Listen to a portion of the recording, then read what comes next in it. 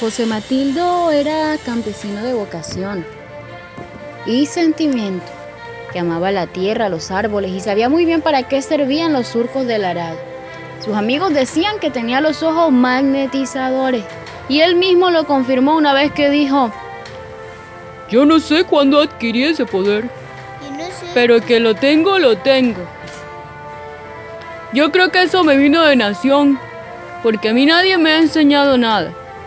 O sea que el arte de la mirada dominante nací aprendido. Mi mamá me contó un día que yo permanecí en su vientre 11 meses, completicos. Y eso no es normal. ¿Qué quiere decir eso? Que estaba aprendiendo. José Matildo tuvo su centro de operaciones en Urama, viejo paraje en las entrañas del río Domingo en Chocó. Sus ojos eran normales en apariencia, dice Pedro Ubaldino, literato del pueblo, bien hablado, uno de tantos compadres que tiene regado en caseríos y veredas del atrato, quien da fe de sus proezas. Cuando él le decía a usted, por ejemplo, míreme de frente y sosténgame la mirada, sin pestañear, durante 2 minutos, siquiera usted no se la resistía. Sus ojos empezaban a humedecerse y le ardían. Usted sentía como si una fuerza extraña se lo cerrara y comprimiera contra sus pupilas.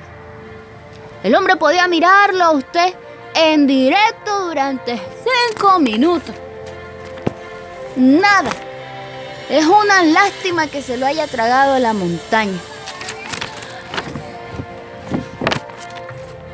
Hace unos años, muchos hacían apuestas con José Matildo, cuando empezó a correr el rumor de su irresistible mirada.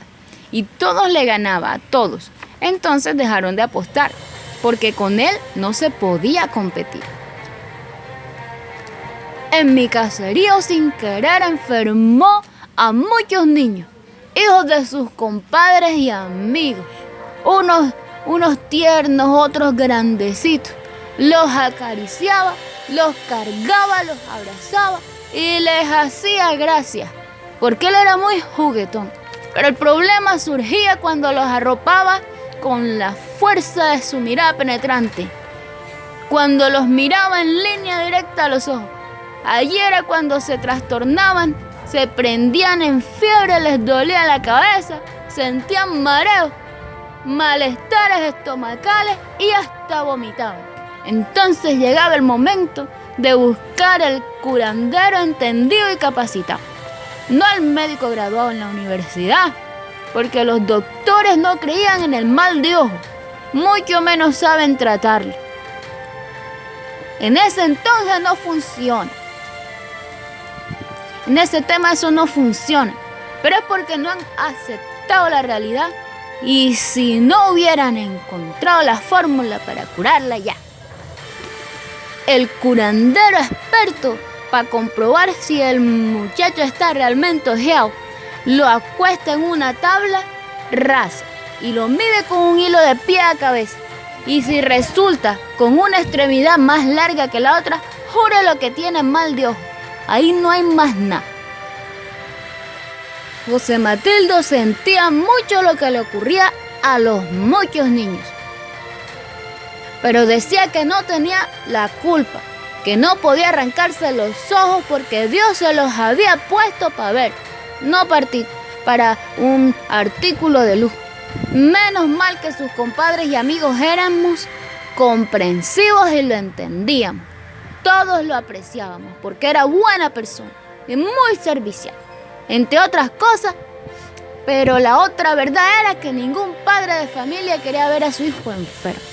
Y él lo sabía muy bien. Por eso, para sortear mejor la situación, cuando iba a visitar a sus ahijados, hacía que les colgaran en el pecho cordones de ajo, chaquiras y no sé qué cosas más. Procuraba acariciarlos con los ojos cerrados y mirándolos rápidamente de reojo, dándoles a la vez palmaditas en las nalgas o mordiéndolos hasta hacerlos llorar. Son muchas las muestras de magnetismo de las que dio cuenta José Matildo. Voy a referirle 3 por el momento. Nos fuimos de casa. Nos llevamos 3 perros orejones que yo le había comprado a una paisa venida de Bolívar, Antioquia. Muy buenos, por cierto. La zona para donde íbamos era bastante culebrera y eso nos preocupaba. Ya nos habíamos prevenido que porque allí abundan las X, serpientes altamente venenosas que matan antes de las 24 horas.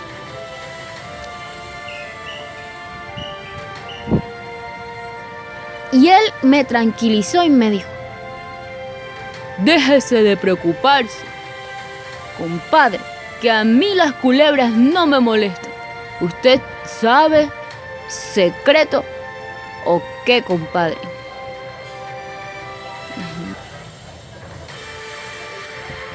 Pero él me tranquilizó y me dijo: déjese de preocupaciones, compadre, que a mí las culebras no me molestan. ¿usted sabe secretos o qué, compadre? Le pregunté, porque eso de que las culebras hicieran excepciones no me pareció normal. Nada de eso, pero yo las domino. ¿Las domina cómo, con qué? Con esto, me dijo, señalándose sus ojos que entre otras cosas parecían normales. Le creí porque sabía de la fuerza poderosa que ellos tenían, pero no dejaba de temer que un animal ponzoñoso como eso nos atacara a traición, de manera que iba con mi sustico por dentro. Serían las 3 de la tarde y habíamos partido a las 10 de la mañana y no habíamos cazado nada. Estábamos ya de regreso y como veníamos todavía selva adentro, la sombra de los árboles nos daban la sensación de estar oscureciendo. Empezaron a caer unas gotas espesas de lluvia y veíamos las ranas saltar de un charco y de la maleza. Las aves se protegían bajo las ramas frondosas de los árboles y se refugiaban en los tallos donde habían cavado sus nidos. Aunque llevábamos escopeta y perdigones de sobra, no les disparamos, porque nuestro objetivo eran los animales de monte como la guagua, el zaino y el tatap. Hasta aquí las cosas iban muy bien, aunque teníamos la preocupación de volver a casa con las manos vacías, sin un animalito ni un trofeo, pero sentíamos satisfacción porque no nos habíamos encontrado ninguna X. De repente todo cambió. Los perros empezaron a ladrar con desespero y se detuvieron. Nosotros también nos detuvimos y nos pusimos en posición alerta.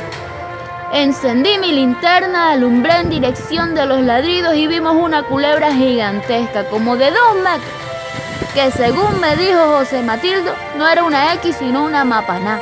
Estaba a poca distancia de nosotros, enrollada en una rama casi tocando tierra.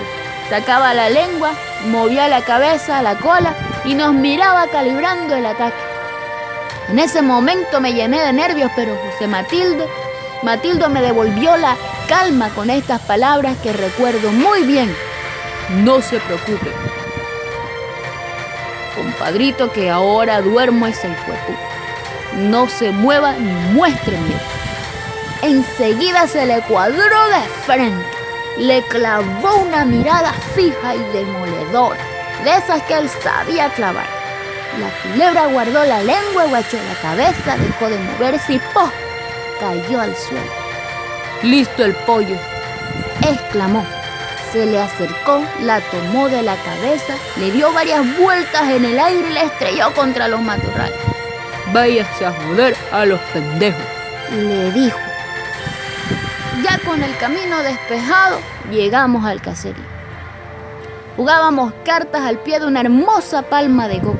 Estábamos tomando traguitos con unos amigos y los pasábamos con agua. Entonces José Matildo sugirió que por qué no cambiábamos el agua de coco. Y le dijimos que sí, pero puso una condición. Usted, compadre, pela los cocos. Trato hecho, le respondí gustoso. La palma era de esas altas y podía medir unos 6-7 metros. En ese momento me olvidé de sus ojos magnetizadores y me hice la idea de que acudiría a los servicios de algún ayudante para arribar los cocos de su racimo, o de pronto él mismo que había hecho la sugerencia buscaba la forma material de hacerlo. Pero no, a todos nos sorprendió cuando creímos que obraría de otra manera. Solo bastó con una mirada directa y fulminante al objetivo, y en cuestión de segundos se desgarraron los cocos uno por uno, y a mí, por mi parte, casi me cae uno en la cabeza. Si no hubiera sabido esquivarlo con mi habilidad de buen vaquiano, enseñado a sortear peligros mayores. En resumidas cuentas, pelé los cocos y seguimos tomando traguitos con pasante tan fresco y delicioso como es el agua de coco. Íbamos a hacer un asado al aire libre y me tomé el trabajo de recoger tucos de madera del bosque, chamisas y ramas secas de los árboles. Con ellos me armé un fogón, saqué de mi bolsillo una caja de cerillas y encendí varias en el filo de mi machete, porque la lija de la caja estaba húmeda con mi sudor. Hice varios intentos para prender el fogón, pero la fuerte brisa que soplaba me apagaba las cerillas. No sé cuántas gasté. Para remediar la situación alguien me prestó un mechero, pero la brisa seguía y no dejaba. En esos intentos inútiles gasté todo el gas del mechero. Vea qué lío, me dije, dirigiendo la mirada hacia José Matilde, mi compadre, que me observaba en silencio con los brazos cruzados en una actitud meditativa, y propuse que de modo hiciéramos con hojas de plátano que teníamos a nuestro alcance una especie de muralla contra el viento. Eso no es necesario, contestó. el fuego está aquí. Lo tengo al alcance de mis manos, esperen. Se acercó al fogón, guardó una corta distancia, centró y clavó la mirada de esos ojos embrujadores en los tucos de madera. De inmediato se fueron poniendo rojizos como brasas que empiezan a arder. De ellos saltaban chispas que caían sobre los tucos como rayos, y al ratico se levantaron unas primeras virutas de humo. Listo. Ahí tienen su fogón. Si lo dejan apagar ya no es mi culpa. Nos quedamos de una sola pieza, porque no creíamos que el poder de los ojos daba para tanto. Pero mi compadre nos demostró que con los suyos podía hacer lo que quería. El Santísimo lo tenga en su reino. Así era José Matilde, mi compadre, un hombre que hacía maravillas ante los ojos de los demás con la energía y el poder dominante de los suyos.